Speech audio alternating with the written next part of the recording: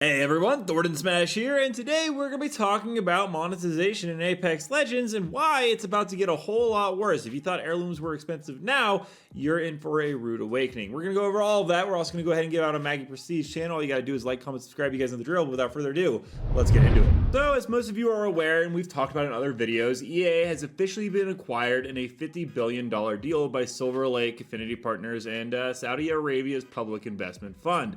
That's right, it's the same group that bought stakes in Nintendo, Capcom, and SNK, and it now owns Respawn Entertainment and by extension, Apex Legends. And if you thought EA's monetization was bad before, this acquisition is like giving a pyromaniac a flamethrower or an octane main a stim. Let's break down what it means for Apex Legends, the future of its esports, and how many kidneys you're going to need to sell just to afford your next heirloom. First, the basics. EA is going private. That means no more shareholders, no more quarterly investor calls, no more public earning breakdowns. Translation, there's actually even less accountability than before. Saudi Arabia's private investment firm is footing $36 billion of the costs, making them the majority owner. This is the same group that already owns ESL Faceit, hosts the Esports World Cup, and has been pouring billions into esports like its side hustle. But here's the catch. The acquisition comes with $20 billion in debt financing, and when a company has a debt that large, two things always happen. Layoffs. Respawn devs, start updating your LinkedIn.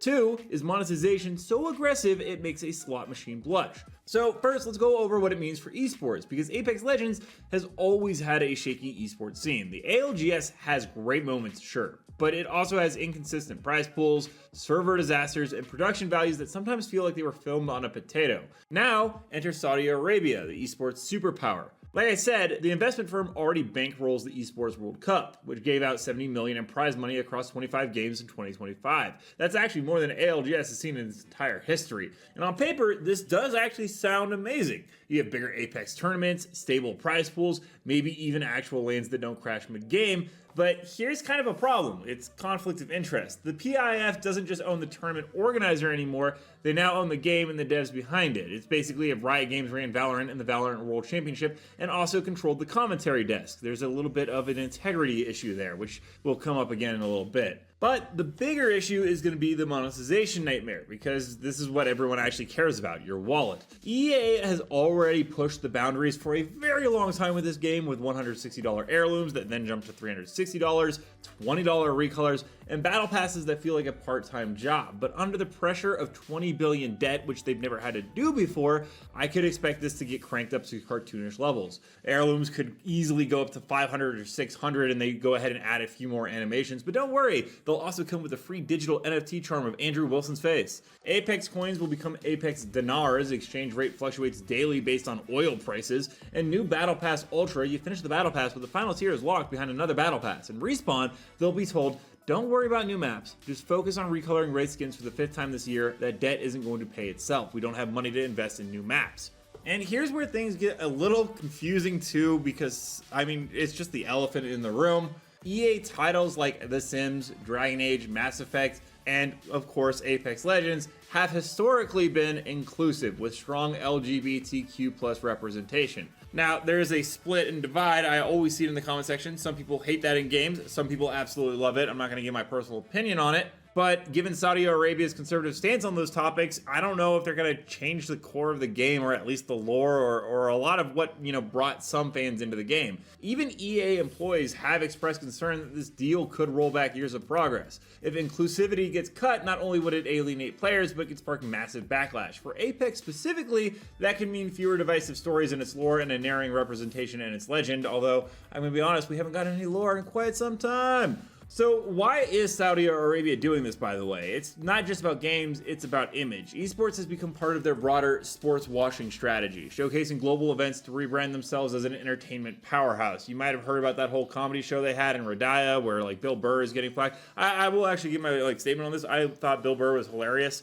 I liked a lot of his stand-up. I will say he's a little hypocritical now in my eyes, but whatever. For Apex Legends, though, that could mean more tournaments, but also tournaments designed for more spectacle than for the players. Think less grassroots competition, which, I mean, I did like Nicewig's tournaments and stuff he was doing, but they're going to lean more into the more glitzy show in a $1 billion Radia stadium with laser, drone, and fireworks. It's not that Apex esports would die. In fact, it might actually grow, but it could shift away from being about the competitive scene and more about showing off Saudi Arabia's investment power. So let's zoom out for a second. EA's empire is split between two halves, sports games and everything else. You have Madden, EA Sports FC, UFC, that's one side. On the other, you have Apex, Battlefield, The Sims, BioWare RPGs, which haven't been good in like 10 years. Under new ownership, analysts are actually predicting EA will right-size itself. Sports divisions become the cash cow, everything else gets budget cuts, looking at Apex Legends there, and studios are going to be consolidated or moved, which was always a problem under EA. It's just likely going to be exacerbated now. And like I said, this is where Apex could suffer. If esports becomes a priority, great. But if profits don't explode, Apex could be shoved behind sports franchises that print more money every year like Madden Ultimate Team because, like I said, EA is now straddled with that debt from the investment. And remember, going private means we'll really never know how well or Apex is doing financially like we have in the past. It's now going to be a complete mystery. So enjoy your next Heirloom while it's still under, like, I guess $360. Oh, jeez. Anyways, we're going to go ahead and jump into community clips now. Don't forget to submit your own to me at Thornton Smash on Twitter, but without further ado, let's roll it. That enemy hit. Direct hit. Enemy spotted.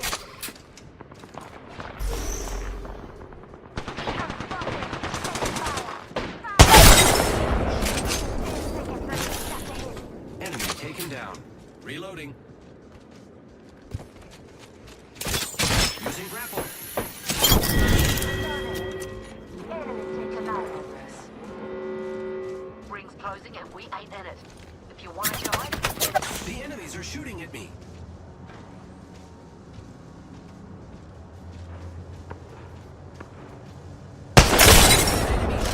Got them. Oh my god, 3 in a row.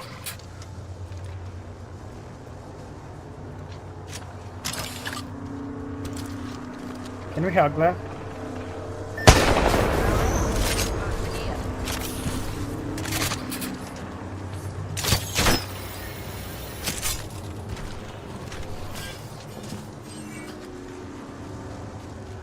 Four in a row. Here I go.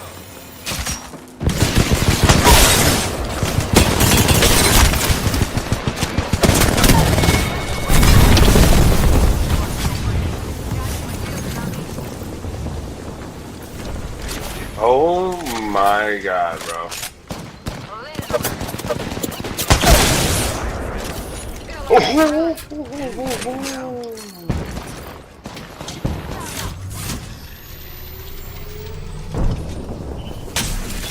Using grapple. I'm getting shot at.